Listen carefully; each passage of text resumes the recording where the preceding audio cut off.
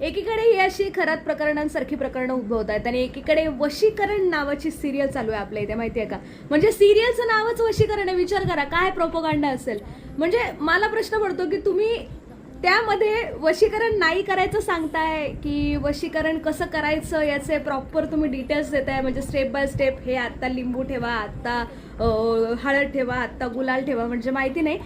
पण अशा सिरियल्स का असाव्यात? म्हणजे काय गरज आहे? ठीक आहे, जर तुम्ही म्हणत असाल की स्वामी समर्थ आहे किंवा अशा कोणत्या सिरियल्समध्ये पण या गोष्टी घडतात, तर ते आधीच्या काळी काय केलं जायचं आणि आता काय करू नये याच्यावर त्या सगळ्या गोष्टी आहेत. आणि आता रिअल टाईममध्ये 2026मध्ये कोण कोणाकडे कशा पद्धतीने वशीकरण करून काय काय गोष्टी करू शकतं हे त्यात दाखवलं जात आहे. म्हणजे ही फेक रियालिटी किंवा हे सगळ्यात महत्त्वाचं म्हणजे याला अलाव कसं केलं जातं यावर विचार करण्याची गरज आहे. आणि ते पण इतका चांगला, इतका मोठा प्लॅटफॉर्म. आता जर मी त्या चॅनलचं नाव सांगितलं तर तुम्ही म्हणाल बाबा आता कायच बोलणार. म्हणजे एकीकडे स्वामी समर्थ पण दाखवत आहेत, एकीकडे देवी पण दाखवत आहेत, एकीकडे वशीकरण पण दाखवत आहेत. म्हणजे चमत्कारवर चमत्कार चालू आहेत सध्या, माहितीये का?